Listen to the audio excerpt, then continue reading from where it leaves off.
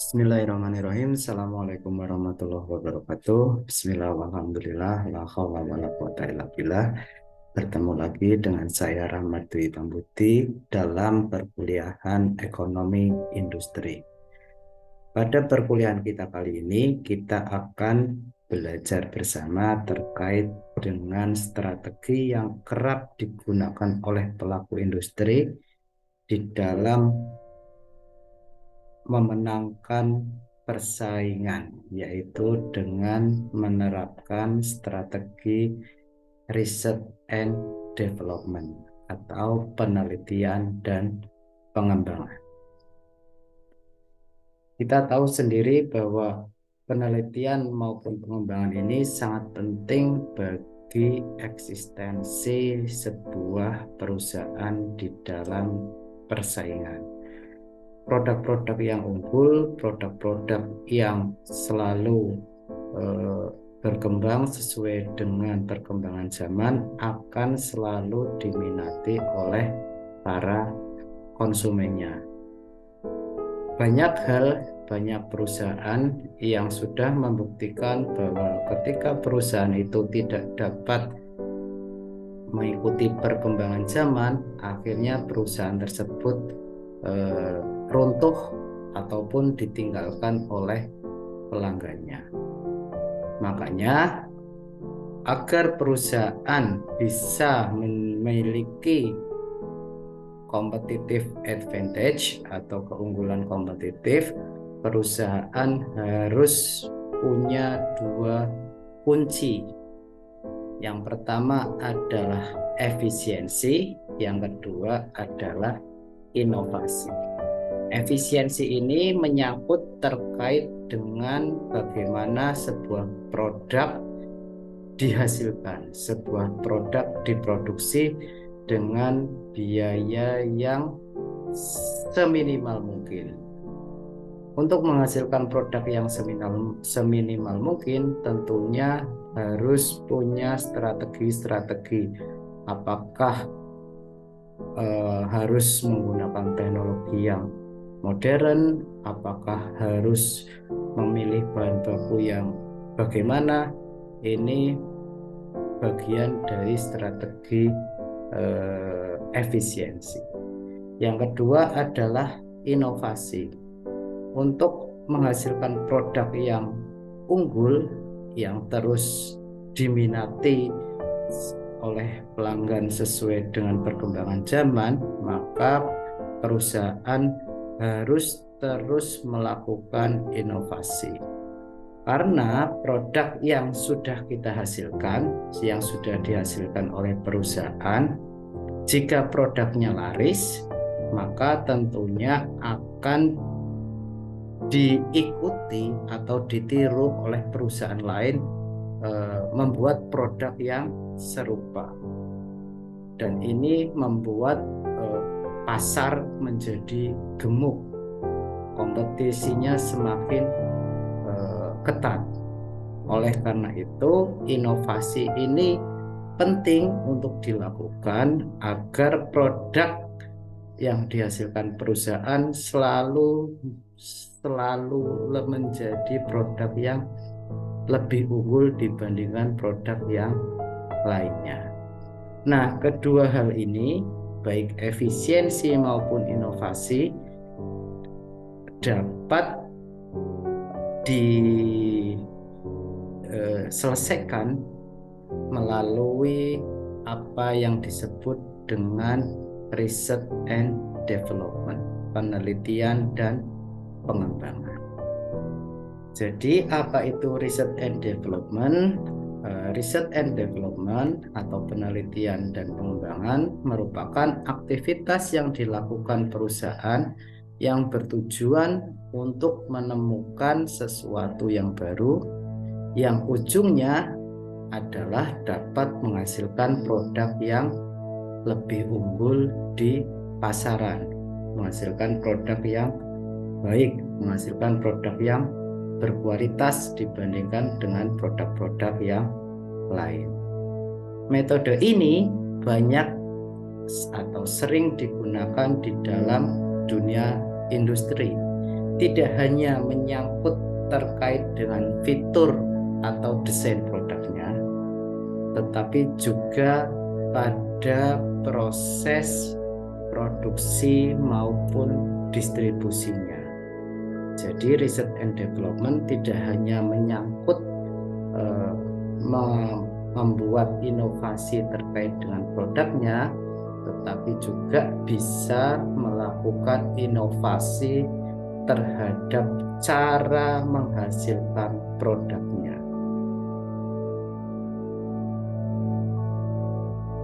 Riset and development ini bisa dibedakan menjadi dua, yaitu riset dasar dan riset pengembangan.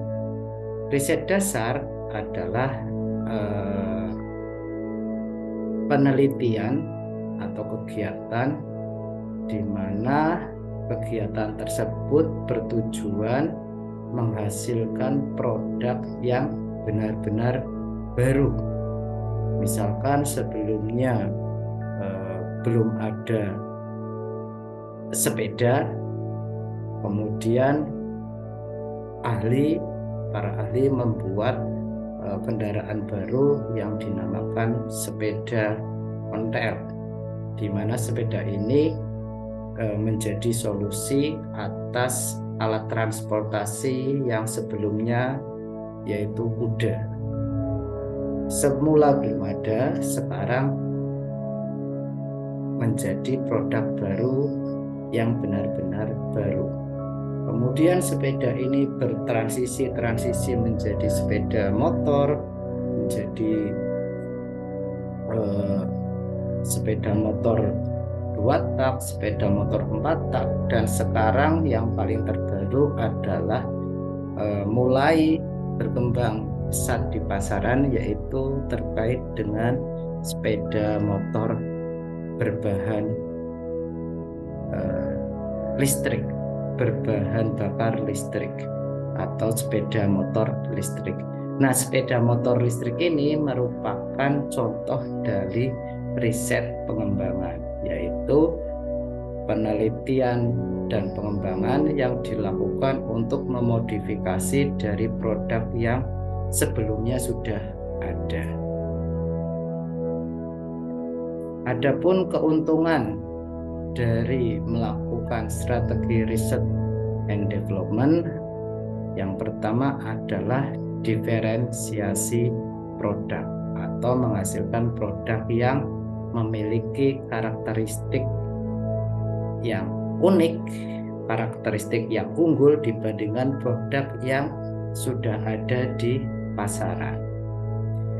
Yang kedua adalah karena memiliki karakteristik yang unik bahkan unggul, tentunya hal ini dapat mengatasi kejenuhan dari konsumen. Yang ketiga adalah karena barang yang ada di pasar itu jumlahnya masih sedikit, hanya perusahaan kita yang punya, maka tentunya produk tersebut memiliki nilai jual yang lebih tinggi. Dan yang terakhir adalah perusahaan dengan menerapkan strategi ini bisa memperoleh hak kekayaan intelektual. Adapun proses dari research and development, yang pertama adalah perusahaan tentunya harus mengidentifikasi potensi dan masalah. Potensi yang dimiliki perusahaan apa, permasalahan yang dihadapi perusahaan apa, masalah yang dihadapi atas produk yang kita miliki bagaimana, kenapa produk kita kok penjualannya terus-menerus, kira-kira produk kita ada masalah apa dengan produk kita yang harus kita perbaiki. Setelah potensi dan masalah kita identifikasi, kita petakan, kemudian kumpulkan data. Data-data kita kumpulkan, baik bisa data penjualan, data bahan baku, data minat konsumen, dan seterusnya. Kemudian dari data ini kita olah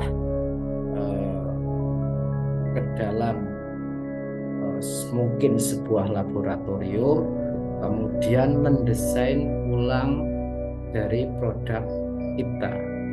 Kita buat desain produk kita yang lebih baru, jika itu adalah penelitian pengembangan, atau membuat desain produk yang benar-benar baru yang produk tersebut dibutuhkan oleh konsumen. Desain produk kita yang dibuat tersebut kemudian kita mintakan pendapat ke berbagai orang, ke pihak manajerial dan seterusnya untuk dilakukan validasi desain. Setelah desain tervalidasi, kemudian kita lakukan uji coba pemakaian. Kita lakukan, kalau dalam skripsi kita lakukan uji instrumen kalau kita mau membagi kuesioner. Kira-kira produk tersebut, prototipe dari produk tersebut layak tidak jika dikonsumsi masyarakat. Ketika masyarakat mengkonsumsi produk kita, masyarakat bermasalah enggak? Jika konsumen mengendarai produk yang kita buat, rawan terjadi kecelakaan enggak? Nah, setelah uji coba pemakaian ini tentunya ada berbagai revisi-revisi, kemudian uji ulang lagi produk tersebut. Uji coba produk tersebut. Kemudian direvisi lagi, kemudian sampai pada ketika revisi tersebut sudah pada tingkat yang akhir, finalisasi produk, jangan lupa untuk melakukan pengurusan terkait dengan hak kekayaan intelektual, di mana hak kekayaan intelektual ini nanti bisa dibedakan menjadi hak cipta, hak merek, hak paten, dan seterusnya. Setelah pengurusan hak kekayaan intelektual ini jadi diurus, kemudian jangan lupa pula untuk melakukan pengurusan perizinan. Kalau makanan, izin ke BP POM, kalau makanan juga izin sertifikasi halal, izin kalau kendaraan mungkin ke dinas lalu lintas, dan seterusnya. Barulah ketika semua perizinan telah terpenuhi, barulah perusahaan bisa melakukan produksi secara massal untuk dilempar di pasaran. Nah, terkait dengan hak merek, hak kekayaan intelektual tadi bisa dibedakan menjadi 3. Yang pertama adalah hak merek, yang kedua hak cipta, yang ketiga hak paten. Hak merek ini merupakan hak untuk mengidentifikasi suatu produk atau perusahaan di pasaran. Produk kita yang sudah kita buat ini, kita kasih merek apa? Jangan sampai merek yang kita gunakan sudah ada, sudah digunakan oleh, sudah didaftarkan oleh perusahaan sebelumnya. Adapun merek yang kita daftarkan ini akan memiliki jangka waktu 10 tahun sejak tanggal penerimaan di DJKI, Dirjen Kekayaan Intelektual, Kementerian Hukum dan HAM. Dan ini dapat diperpanjang tentunya. Ketika habis bisa diperpanjang. Yang kedua adalah hak cipta. Hak cipta ini adalah hak eksklusif untuk pencipta yang timbul secara otomatis setelah suatu ciptaan tersebut diwujudkan dalam bentuk nyata. Biasanya hak cipta ini berkenaan dengan karya tulis, musik, arsitektur, karya seni, dan yang lainnya. Hak cipta ini akan berlaku selama sang penciptanya ini hidup dan terus berlangsung selama 70 tahun. Yang ketiga adalah hak paten. Hak paten ini yang biasanya muncul dalam industri. Hak paten ini diberikan negara kepada penemu atas hasil penemuannya di bidang teknologi. Jangka waktu dari hak paten adalah 20 tahun terhitung sejak tanggal penerimaan. Dan hak paten ini tidak dapat diperpanjang. Jadi setelah hak paten didaftarkan, kemudian berjalan sampai 20 tahun, perusahaan lain tidak bisa memproduksi produk yang telah kita patenkan sampai dengan 20 tahun. Bisa memproduksi atas produk yang sudah kita patenkan, tetapi harus minta izin dan biasanya harus membayar lisensi.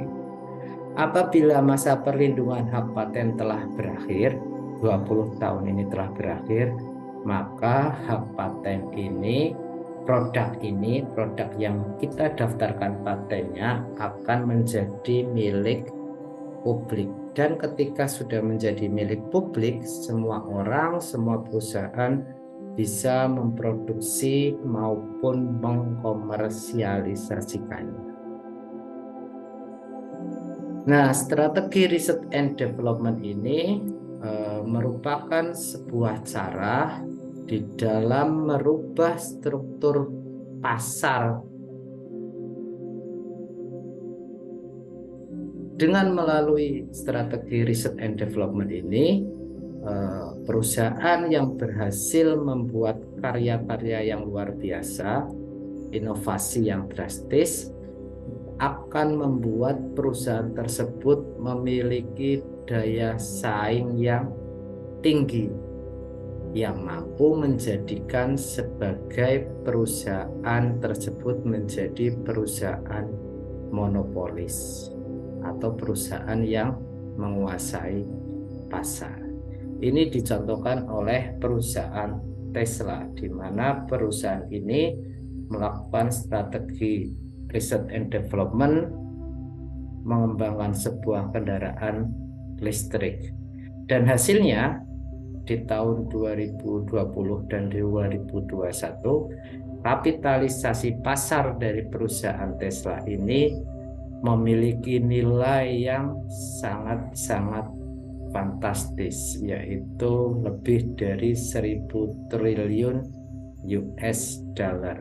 Dan angka ini sama halnya dengan akumulasi beberapa perusahaan-perusahaan besar yang bergerak di bidang otomotif.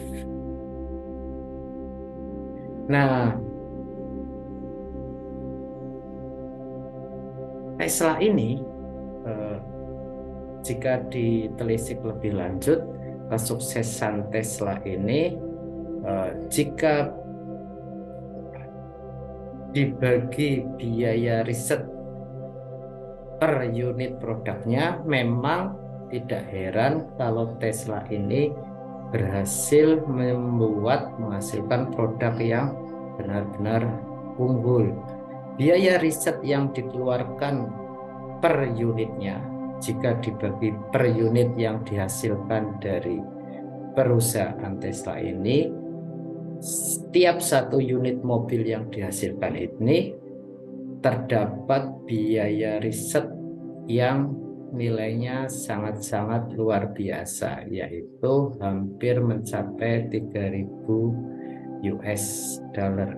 Dan angka ini hampir mungkin 3 kali lipat dari rata-rata biaya riset untuk perusahaan-perusahaan otomotif yang lainnya.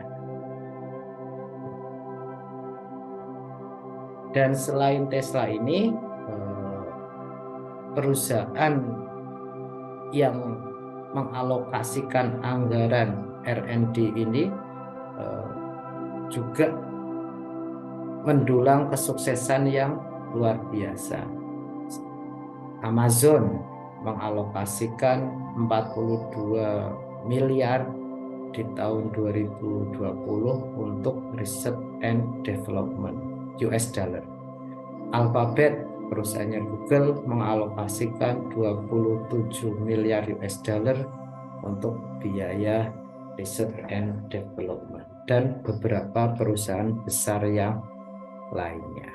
Makanya tidak heran jika perusahaan-perusahaan terbesar di dunia ini mendulang kesuksesan dengan selalu menghasilkan, membuat inovasi produk-produk yang baru yang diminati oleh konsumennya.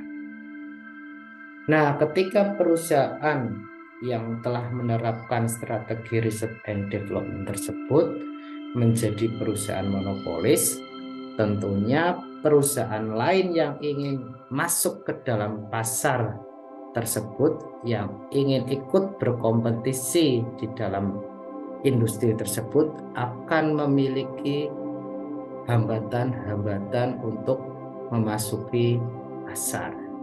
Hambatan yang pertama adalah hambatan teknis, dan hambatan yang kedua adalah hambatan legalitas. Hambatan teknis ini merupakan ketidakmampuan bersaing secara teknis perusahaan, yang menyebabkan perusahaan lain sulit bersaing dengan perusahaan yang sudah ada, perusahaan monopolis tersebut. Ketika perusahaan monopolis tersebut berhasil menciptakan produk yang memiliki keunggulan yang luar biasa, keunikan yang luar biasa, sangat sulit ditiru, maka hambatan teknis ini semakin tinggi bagi perusahaan lain yang ingin memasuki pasar tersebut. Yang kedua, hambatan legalitas, di mana perusahaan lain tidak bisa langsung asal tiru membuat produk yang serupa kemudian bersaing di dalam pasar tersebut, karena ada undang-undang terkait dengan hak paten yang telah didaftarkan, terkait dengan hak cipta yang telah didaftarkan oleh perusahaan monopolis tersebut. Kalau perusahaan lain, perusahaan baru membuat produk yang serupa, tentunya perusahaan existing bisa saja melaporkan ke aparat penegak hukum bahwa produk tersebut meniru produk saya dengan dasar hak paten ini, melanggar hak paten yang saya miliki. Nah, baik hambatan teknis maupun hambatan legalitas ini akan menjadi hambatan serius bagi para perusahaan baru yang ingin memasuki pasar tersebut. Sebagai penutup, saya tutup dengan kutipan dari Bapak Habibie. Beliau adalah pemegang 46 hak paten di bidang penerbangan. Yang paling terkenal adalah hak paten terkait dengan anti-crack sayap pesawat. Menurut beliau, bahwa keberhasilan bukanlah milik dari orang pintar, namun keberhasilan adalah milik mereka yang senantiasa berusaha. Itu yang bisa saya sampaikan. Semoga bermanfaat. Akhirul kalam. Wassalamualaikum warahmatullahi wabarakatuh.